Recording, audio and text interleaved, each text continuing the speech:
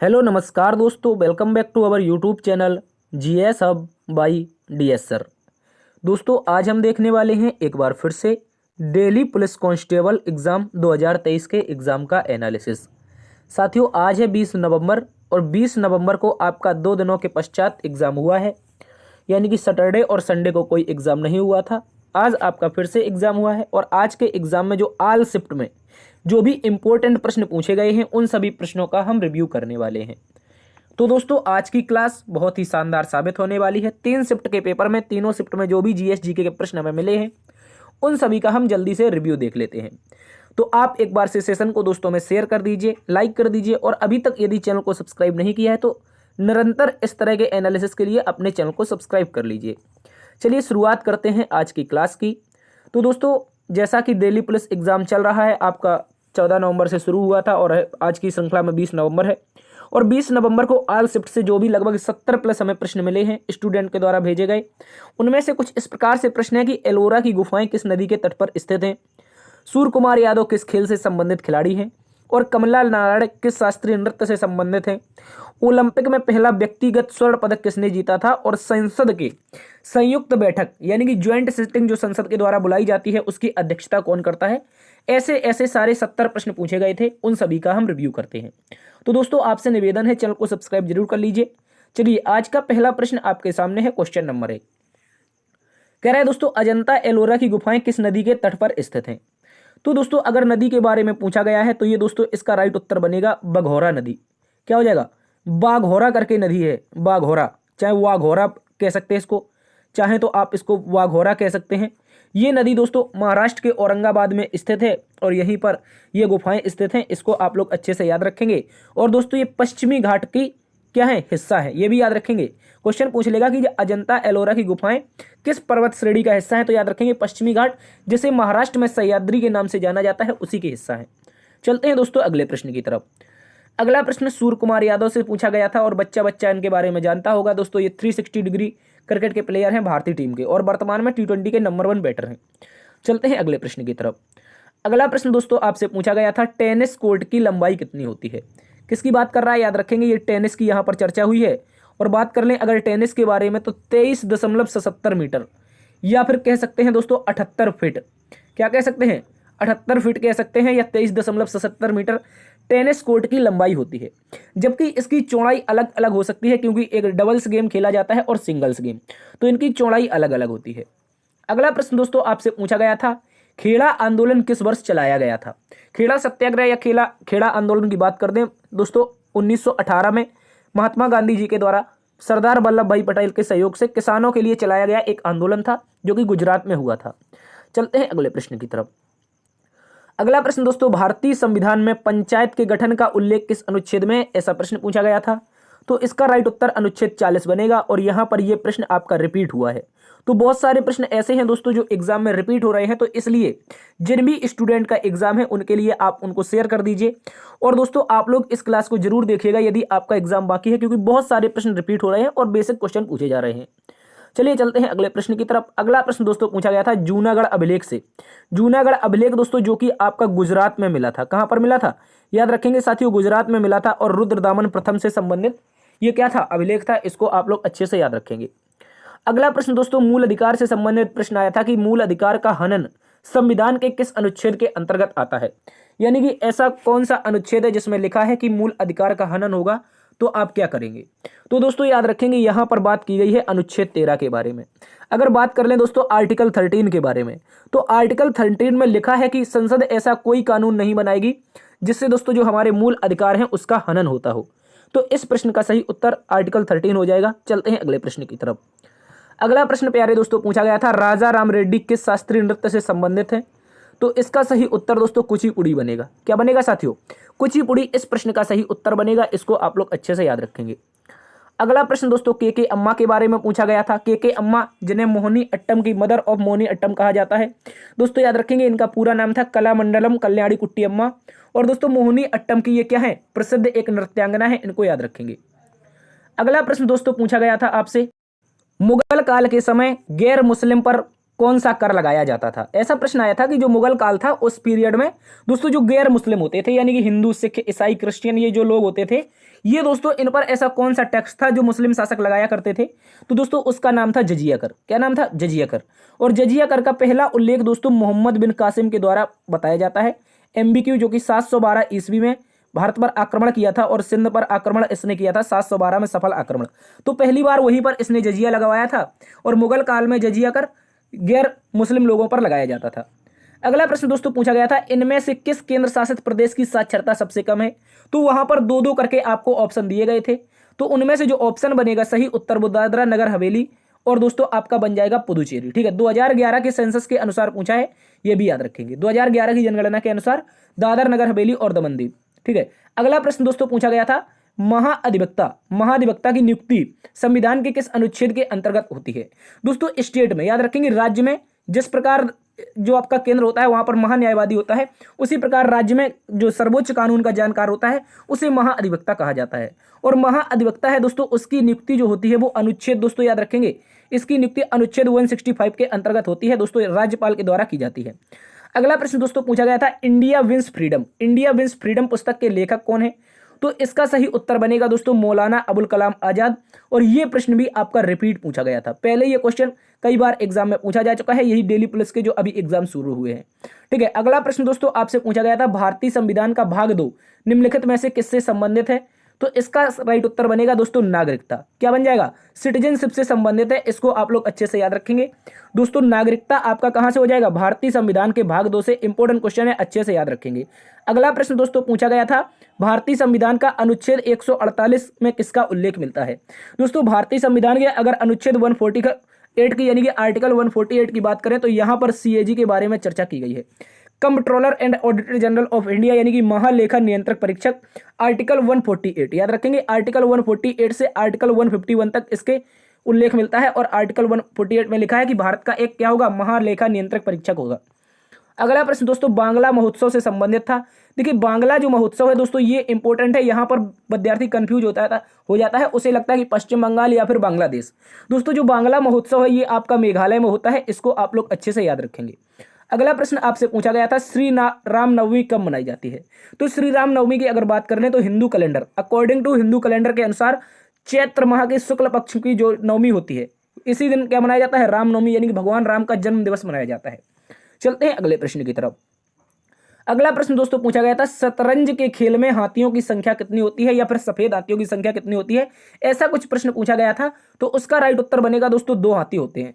शतरंज के खेल में जो संख्या होती है हाथियों की वो आपकी 2 हो जाएगी, इसको याद रखेंगे। और ये एक इंडोर गेम है, ये आपका खेला जाता है। अगला प्रश्न दोस्तों पूछा गया था, कादम्बरी पुस्तक की रचना किसने की? दोस्तों अगर बात कर लेते हैं कादम्बरी के बारे में तो कादम्बरी एक प्रसिद्ध पुस्तक है बाणभट्ट की। और बाणभट्ट कौन था? तो दोस्तों हर्षवर्धन के दरबार में रहने वाला एक क्या था? प्रख्यात दरबारी था हर्षवर्धन का, या कह सकते हैं प्रख्यात कवि था। अगला प्रश्न दोस्तों आपसे पूछा गया था, चांदी की मुद्रा किसके द्वारा चलवाई गई थी? ऐसा प्रश्न पूछा गया था, मध्यकाल में चांदी की मुद्रा किसके द्वारा चलवाई गई थी? और दोस्तों ये प्रश्न आपका शुक्रवार को भी पूछा गया था, यानी कि 17 नवंबर को। ठीक है, ये क्वेश्चन आपका रिपीट हुआ है दोस्तों। क्या हुआ है? ये क्वेश्चन आपका रिपीट हुआ है और इस प्रश्न में शेरशाह सूरी इसका सही उत्तर बनेगा। और मैंने उस दिन आपको बताया था 175 ग्रेन यहाँ पर चांदी का क्या चलाया था? उसने रुपया चलाया था। ठीक है, याद रखेंगे, उसने 175 ग्रेन का चांदी का रुपया चलाया था। अगला प्रश्न दोस्तों विटामिन ए से संबंधित था, रासायनिक नाम क्या होता है? दोस्तों याद रखेंगे रेटिनॉल, और इसकी कमी से रतौंधी नामक रोग होता है। अगला प्रश्न प्यारे दोस्तों पूछा गया था, माई कंट्री माई लाइफ पुस्तक की रचना किसने की? तो दोस्तों भारत के एक राजनेता है सुप्रसिद्ध लाल कृष्ण आडवाणी। लाल कृष्ण आडवाणी के द्वारा ये लिखी गई थी my country my life. Important question है, अच्छे से याद रखेंगे। अगला प्रश्न दोस्तों आपसे पूछा गया था, तानसेन को मियाँ की उपाधि किसने दी? देखिए तानसेन जो थे ये अकबर के दरबार में मल्हार गाया करते थे। क्या गाया करते थे? संगीत का एक एरिया होता है मल्हार, और मल्हार गाया करते थे। इसी कारण याद रखेंगे तानसेन जो थे इनके संगीत से अकबर बहुत प्रसन्न हुआ और उस कारण उसने तानसेन को किसकी उपाधि दी थी? तो मियाँ की उपाधि दी थी। और तानसेन मध्य प्रदेश की ग्वालियर से संबंधित है, इसको याद रखेंगे। अगला प्रश्न दोस्तों आपसे अट्टुकल पोंगल से संबंधित प्रश्न पूछा गया था। तो अट्टुकल पोंगल जो होता है उत्सव ये आपका केरल में हो जाता है, इसको याद रखेंगे। और दोस्तों ये आपका महिलाओं का सबसे बड़ा धार्मिक समागम होता है केरल में। ठीक है, अगला प्रश्न आपसे पूछा गया था, वैदिक काल में परिवार का जो मुखिया होता था उसे क्या कहलाता था, या वो उसे क्या कहा जाता था? तो दोस्तों याद रखेंगे, जो परिवार का मुखिया होता था उसे कुलप कहा जाता था। क्या कहा जाता था? इंपॉर्टेंट है, यहाँ पर आपको ऑप्शन में हो सकता है कुलपति दिया हो। हालांकि कुलप का अर्थ कुलपति ही होता है, लेकिन उसको कहा क्या जाता था, तो कुलप कहा जाता था। इसको याद रखेंगे, ठीक है दोस्तों। अगला प्रश्न दोस्तों, सुभाष चंद्र बोस के जयंती से संबंधित प्रश्न पूछा गया था। तो दोस्तों हमें सभी को पता है 23 जनवरी को हम सुभाष चंद्र बोस जी की जन्मतिथि मनाते हैं, ठीक है। और सुभाष चंद्र बोस याद रखेंगे, इन्होंने दोस्तों क्या किया था, आईसीएस की परीक्षा उत्तीर्ण की थी 1920 के आसपास। उसके बाद वहां पर ये अपना पद त्याग कर भारत के क्या हुआ था, आंदोलन में शामिल हो गए थे। और 23 जनवरी को भारत सरकार के द्वारा पराक्रम दिवस के रूप में, याद रखेंगे, इनका जो बर्थडे है ये पराक्रम दिवस के रूप में मनाया जाता है, ठीक है, इसको याद रखेंगे। और दोस्तों इनका जन्म ओडिशा के कटक में हुआ था। अगला प्रश्न आपसे पूछा गया था अर्जुन सिंह धुर्वे के बारे में, और ये क्वेश्चन भी आपका रिपीट हुआ है दोस्तों। ये कला के क्षेत्र में अर्जुन सिंह धुर्वे को 2022 में पद्मश्री पुरस्कार मिला था, और दोस्तों ये मध्य प्रदेश राज्य से संबंधित है। अगला प्रश्न दोस्तों, भारतीय कम्युनिस्ट पार्टी का पहला सम्मेलन 1925 में कहां पर हुआ, ऐसा प्रश्न आया था। तो दोस्तों याद रखेंगे एमएन रॉय के द्वारा, और दोस्तों यहां पर एक एवालेना ट्रेंट नामक एक महिला थी, तो इन लोगों के द्वारा भारतीय कम्युनिस्ट पार्टी, यानी कि इसे कहते हैं शॉर्ट में भाकपा, क्या कहते हैं दोस्तों, भाकपा के नाम से जाना जाता है। और भाकपा की जो स्थापना है 1925 में एमएन रॉय के द्वारा कानपुर में की गई थी, और कानपुर में ही इसका पहला सम्मेलन हुआ था। अगला प्रश्न दोस्तों पूछा गया था, कांग्रेस के 1916 अधिवेशन के नेतृत्व किसने किया था, ऐसा प्रश्न आया था। तो दोस्तों याद रखेंगे आरसी मजूमदार।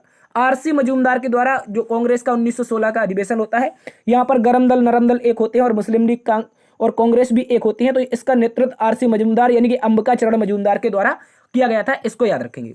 अगला प्रश्न दोस्तों, राउरकेला स्टील प्लांट किस देश के सहयोग से लगा, ऐसा प्रश्न पूछा गया था। तो इसका सही उत्तर हो जाएगा जर्मनी, ठीक है। अगला प्रश्न दोस्तों आपसे पूछा गया था, स्वर्ण सिंह समिति की सिफारिश पर संविधान में किसको जोड़ा गया। तो दोस्तों देखिए 42वां जो संविधान संशोधन था, जो 42वां कॉन्स्टिट्यूशनल अमेंडमेंट था, और ये आपका पूरा का पूरा किससे संबंधित था, तो दोस्तों याद रखेंगे ये आपका स्वर्ण सिंह समिति से संबंधित था। और इस समिति की सिफारिश पर मौलिक कर्तव्य दोस्तों संविधान में दोस्तों जोड़े गए थे, क्योंकि 42वें संविधान संशोधन से मौलिक कर्तव्य जोड़े जाते हैं, और उनकी उस समय संख्या 10 थी, जबकि वर्तमान में मौलिक कर्तव्य यानी कि फंडामेंटल ड्यूटीज की जो संख्या है वो दोस्तों आपकी 11 है। अगला प्रश्न आपसे पूछा गया था, हरिकेन किस सागर में उत्पन्न होते हैं, ऐसा प्रश्न आया था। हरिकेन किस सागर या फिर किस महासागर, ऐसा प्रश्न था। एग्जैक्टली प्रश्न नहीं मिला, लेकिन हरिकेन की बात करें तो ये एक प्रकार के चक्रवात होते हैं जो कि उत्तर पूर्वी प्रशांत महासागर और दक्षिणी प्रशांत महासागर में उत्पन्न होते हैं। इसको आप लोग अच्छे से याद रखेंगे।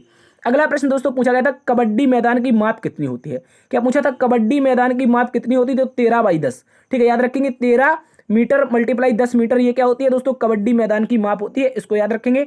और इसमें 7 खिलाड़ी खेलते हैं, इसको भी याद रखना है। अगला प्रश्न दोस्तों, चौरा चौरी की घटना से संबंधित प्रश्न था। तो फरवरी 1922 में चौरी चौरा की जो घटना हुई थी, ये इसको आप लोग अच्छे से याद रखेंगे। इसी कारण गांधी जी ने असहयोग आंदोलन स्थगित कर दिया था। अगला प्रश्न दोस्तों पूछा गया था, राष्ट्रपति के चुनाव से संबंधित यदि विवाद हो जाता है तो उसका निपटारा कौन करवाता है।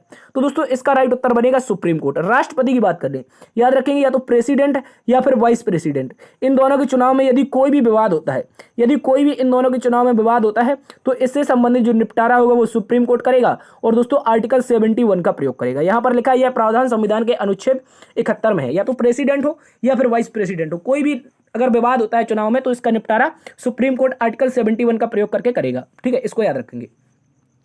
अगला प्रश्न दोस्तों आपसे पूछा गया था, कमला नारायण किस शास्त्रीय नृत्य से संबंधित है। तो दोस्तों याद रखेंगे कमला नारायण आपकी भरतनाट्यम से संबंधित हो जाएंगी।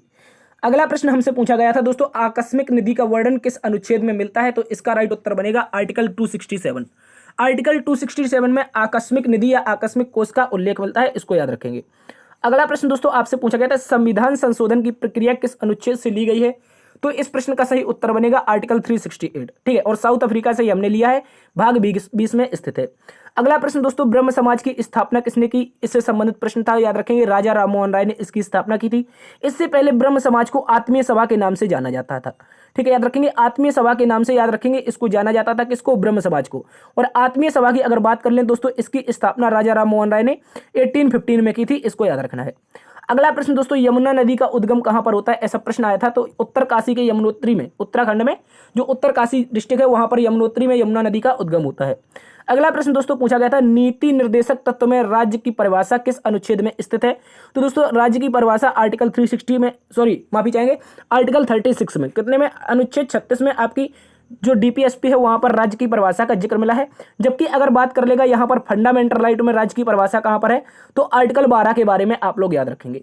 अगला प्रश्न आपसे पूछा गया था, संसद के ज्वाइंट सेशन की अध्यक्षता कौन करता है। तो इसका सही उत्तर बनेगा लोकसभा अध्यक्ष। जो दोस्तों हमारा स्पीकर होता है, कौन होता है? जो हमारा स्पीकर होता है। ये ज्वाइंट सेशन जब होता है, क्या होता है? जब भी ज्वाइंट सेशन होता है तो यहां पर क्या करता है? ये दोस्तों आपकी अध्यक्षता करता है, इसको याद रखेंगे। इसके अतिरिक्त ये ज्वाइंट सेशन बुलाता कौन है? क्या पूछेगा? यदि पूछ ले बुलाता कौन है तो दोस्तों इसका राइट उत्तर बनेगा प्रेसिडेंट। क्या बनेगा? राष्ट्रपति इसका सही उत्तर बनेगा। इसको आप लोग अच्छे से याद रखेंगे। चलते हैं अगले प्रश्न की तरफ। अगला प्रश्न दोस्तों पूछा गया था, मृत्युदंड को कौन समाप्त कर सकता है? तो इसका राइट उत्तर राष्ट्रपति बनेगा।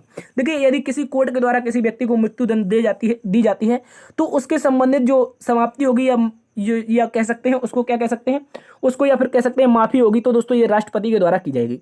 अगला प्रश्न दोस्तों, विधान परिषद को समाप्त करने की अनुमति राष्ट्रपति को कौन देता है? ऐसा प्रश्न मिला था। तो दोस्तों याद रखेंगे, इसका राइट उत्तर बनेगा विधान परिषद के सहयोग से, माफी चाहेंगे विधानसभा। यहाँ पर क्या होगा? जो विधानसभा होती है, राज्य में जो विधानसभा होती है, यदि ये विधानसभा एक पूर्ण बहुमत से प्रस्ताव पारित करती है और यह प्रस्ताव आपकी किसके पास भेजती है? प्रेसिडेंट के पास भेजती है। ठीक है, प्रेसिडेंट के पास। तो विधानसभा के सहयोग से किसी राज्य में विधान परिषद का क्या कर सकते हैं? समाप्त कर सकते हैं। और दोस्तों 6 राज्यों में विधान परिषद है, इसको भी आप लोग अच्छे से याद रखेंगे, जिनमें आपका तेलंगाना, आंध्र प्रदेश, कर्नाटक, पश्चिम बंगाल, उत्तर प्रदेश, बिहार और महाराष्ट्र शामिल है। चलते हैं अगले प्रश्न की तरफ। अगला प्रश्न दोस्तों सिंगर श्रेया घोषाल से संबंधित था। क्या प्रश्न था? एग्जैक्टली तो नहीं मिला है। आप चाहो तो इसको कमेंट बॉक्स में बता सकते हैं दोस्तों, श्रेया घोषाल से क्या प्रश्न पूछा गया था। अगला प्रश्न यहां पर पूछा गया था, अकबरनामा की रचना किसके द्वारा की गई? तो दोस्तों इसका राइट उत्तर बनेगा अबुल फजल। ठीक है, अगला प्रश्न दोस्तों पूछा गया था, सती प्रथा किसके सहयोग से समाप्त हुई थी? ऐसा प्रश्न आया था कि 1829 में सती प्रथा किसके सहयोग से समाप्त हुई थी? राजा राममोहन राय, या फिर कह सकते हैं दोस्तों ब्रह्म समाज। ठीक है, ब्रह्म समाज के सहयोग से क्या हुआ था? सती प्रथा का क्या हुआ था? उन्मूलन हुआ था, या फिर कह सकते हैं समाप्त हुई थी। अगला प्रश्न दोस्तों 12वीं पंचवर्षीय योजना से संबंधित प्रश्न आया था कि 12वीं पंचवर्षीय योजना की समाप्ति कब हुई? तो दोस्तों याद रखेंगे 2017 में, क्योंकि 12वीं पंचवर्षीय योजना का जो टेन्योर था वो 2012 से लेकर के 2017 तक था। कब था? याद रखेंगे 2012 से 2017 तक इसका क्या था? टेन्योर था, यानी कि टाइम पीरियड था। इसके अतिरिक्त बाद में यहाँ पर योजना आयोग को खत्म कर दिया जाता है। किसको? जो योजना आयोग जो कि पंचवर्षीय योजना चला रहा था, ये खत्म हो जाता है। इसके स्थान पर दोस्तों नीति आयोग बनता है। कौन बनता है? नीति आयोग। और नीति आयोग के बारे में याद रखेंगे, national institute transforming for India, और इसका अध्यक्ष भी आपका प्रधानमंत्री होता है, जिस प्रकार योजना आयोग का अध्यक्ष होता था प्रधानमंत्री। और दोस्तों इसके लिए याद रखेंगे ये 3 वर्ष की योजनाओं पर कार्य करता है।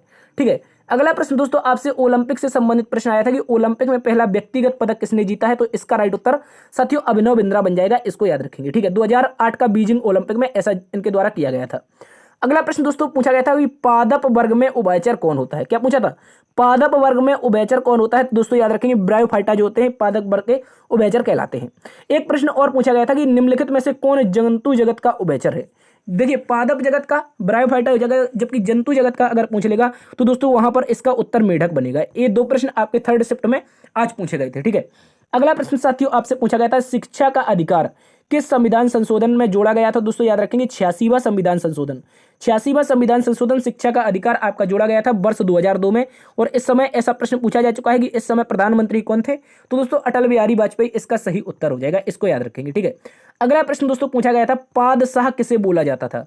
तो दोस्तों याद रखेंगे जो मुगल सम्राट बाबर था उसने पहली बार 1507 के आसपास की बात है, उसने एक विजय हासिल की थी। उसके बाद उसने पादशाह की उपाधि धारण की थी। तो मुगल शासकों को या कह सकते हैं पादशाह या फिर बादशाह बोला जाता था। उनमें भी अगर पूछेगा किसे बोला जाता था तो बाबर उसका राइट उत्तर होगा। ठीक है, इसको याद रखेंगे। एक प्रश्न दोस्तों मौर्य वंश से संबंधित प्रश्न आया था और एग्जैक्टली ये प्रश्न क्या था ये अभी तक हमें पता नहीं चला। यदि आपको प्रश्न पता है तो आप लोग कमेंट में बता दीजिए, या फिर जो भी प्रश्न हमसे रह गए हैं वो प्रश्न भी आप लोग कमेंट में हमें बता सकते हैं। ठीक है, जो हमने नहीं कवर कर पाए हैं उनके बारे में हम अगली क्लास में इसको शामिल कर लेंगे। तो दोस्तों आज की क्लास को यहीं समाप्त करते हैं। आशा करते हैं आज की क्लास आपको पसंद आई होगी। यदि आज की क्लास दोस्तों आपको पसंद आई है तो एक बार से लाइक कर दीजिए सेशन को, दोस्तों में ज़्यादा से ज़्यादा सेशन को शेयर कीजिए। यदि अभी तक अपने चैनल को सब्सक्राइब नहीं किया है तो आप इसको बिना किसी झिझक के साथ सब्सक्राइब कर लीजिए, ताकि निरंतर इस तरह का एग्जाम का एनालिसिस आपके पास नोटिफिकेशन के रूप में पहुंचता रहे। और देखते रहिए आपका अपना परिवार जीएस अब बाय डीएस सर। अपना प्यार इसी तरह बनाए रखना। मिलते हैं कल एक नई क्लास में नई ऊर्जा के साथ। तब तक के लिए अपना ख्याल रखना, बड़ों का सम्मान करना, छोटों को प्यार देना। तब तक के लिए जय हिंद, जय भारत।